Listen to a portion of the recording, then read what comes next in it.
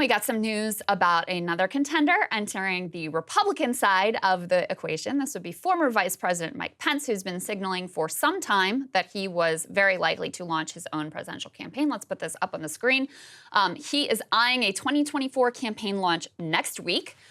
The source said Pence's team is finalizing plans to launch his campaign for the White House, joining the expanding GOP primary field with a forward-looking video announcement and speech that makes the case for his candidacy. I guess he is going to say no thanks on the Elon Musk Twitter launch. Yeah. Given recent experiences, he's going with Not sure it'd be offered either. True. Well, I guess it technically was. Yeah, he theoretically was like, oh, sure, I'd talk to anybody. Anyway, I don't know that there are going to be a lot of takers on that offer at this point. Pence going with the more traditional announcement. He is expected to put a lot of his focus on Iowa, they say, which hosts the first caucus of the GOP primary calendar. And also of note, he is participating in a CNN town hall in Des Moines on June 7th. So that is next week, being billed as a presidential town hall. And, you know, for those who are, I guess, looking to bolster the Pence case, there was a poll that found that, you know, a majority of Republicans said they would consider supporting him. Now, they don't support him, but they would at least consider it. So he's not completely off the table here. So that's kind of the lay of the land for him. I mean, the Iowa-focused Saagar, I think, makes a lot of sense because you do have a very well-organized sort of evangelical right in Iowa that he has spent a lot of time cultivating and making inroads with. That's why he's leaned into things like, you know, his support of a national abortion ban. We noted right away that he was maybe the first major politician after Roe versus Wade was overturned in that Dobbs decision to come out affirmatively for, hey, we need to get on board with the national abortion ban. It's a very extreme position that has very low support among the public at large, but I think we'll find an eager audience within the Iowa caucus faithful. Yeah. Who won the Iowa caucuses in 2016?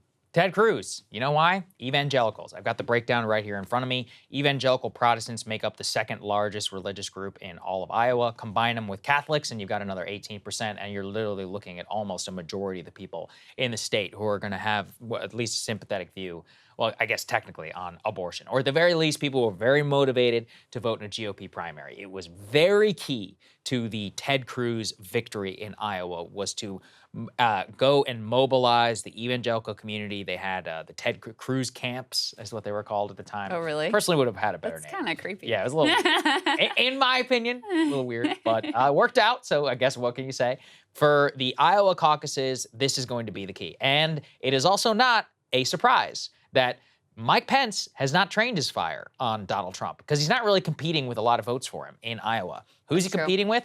Ron DeSantis, who, as we speak, is in Iowa right now, and we're going to show you some clips in a little bit from his speeches there. He needs to take out DeSantis and to compete there if he wants to see any sort of victory in the state or place in the top three, which is why he actually took a shot at DeSantis in a very recent interview. Let's take a listen.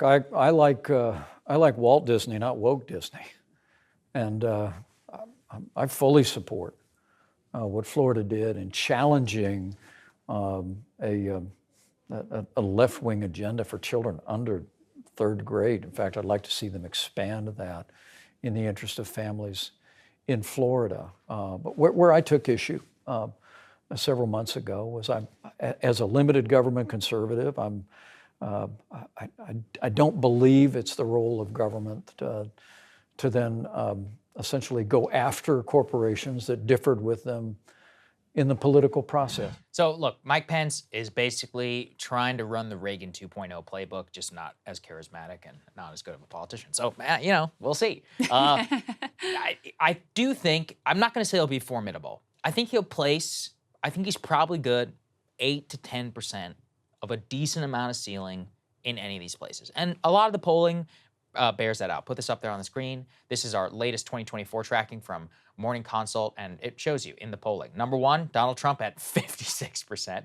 Number two, Ron DeSantis at 22%. Mike Pence at 5%. Sounds about right. Yeah. Maybe double that in Iowa because you got more evangelicals and you got more Catholics. But you can't forget, a lot of those people, they love Trump too, because in a debate, not that there may be a debate, we'll see whether Trump deigns to go on the stage, but if he's going to hit back, he's got the greatest attack of all. I got it done.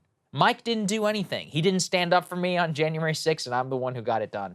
DeSantis also, frankly, has a good, credible legislative case of, I signed the 6-week ban in a purple state. I actually got that done. So once again, to that community, you're looking at two people who've actually done something, and then one guy rhetorically who is not necessarily there. So looking at all of that, I think Trump and DeSantis have a very credible case to make to the evangelical Protestants, and they're going to have to compete for it. If anything, Pence is just a spoiler for the Ron DeSantis campaign. That's it. Yeah. It's hard to see a pathway to Mike Pence being the GOP nominee. The Trump people, the hardcore Trump people, have no love for him because he didn't back Trump on January 6th and has, castigated him somewhat mildly for his actions on that day. The hardcore never-Trumpers have no love for him because he carried water for Trump for all 4 years. And then even after you had this mob running around threatening to hang him, he still could barely muster an attack on Trump over any of that. But I do think he's a real problem for Ron DeSantis, maybe more so than some of these other characters, because I do think he has a solid 5%, 5 to 10%, especially in a state like Iowa. And remember, Ron DeSantis is really betting the farm on Iowa and New Hampshire, but in particular Iowa, because if you don't come out of the gate strong and you're him and you're facing down the juggernaut of Donald Trump, it gets real dicey real quick. So the fact that Pence has any sort of traction in that state, and I do think he has some limited traction in that state, those are votes that are coming not from the Donald Trump pile of the voter base. They're coming out of the DeSantis group of voters. I would very much doubt that there's a lot of overlap between the Trump and the Pence voting base at this point. So this comes directly out of DeSantis' share of the pie. And when you already have Donald Trump over 50% certainly nationally and in a lot of these early primary states as well, you not only have to coalesce all of the other voters that are out there, you've got to be able to eat into the Trump margin as well. Having Pence in the race just complicates the situation. Emily and I covered yesterday, too, Chris Christie getting in the race. Right. Not that I think Chris Christie has a shot either at this whole thing, but the fact that you have so many contenders jumping in shows, number one, DeSantis' weakness. He didn't scare them out of the race. He didn't do whatever was necessary to get everybody to coalesce behind one Trump alternative.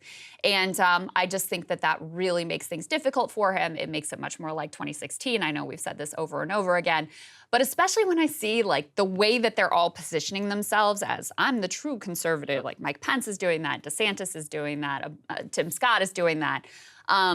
That's what was tried in 2016. It was the best case they could make against Trump, and it wasn't enough. Guess not what? Even close. It actually didn't work. Hey guys, ready or not, 2024 is fully upon us now, and Saagar and I have been brainstorming ways that we can really up our game for this critical election. Yeah, we rely on our premium subs to expand our coverage, to add staff, to upgrade the studio. We just want to give you the best independent coverage of this election, which is possible. So if you can help us out, become a premium subscriber today, breakingpoints.com, or the link is down here in the description video. It really means the world to us, and if you like what we're all about, this is the best possible way to keep us 100% independent, working only for you.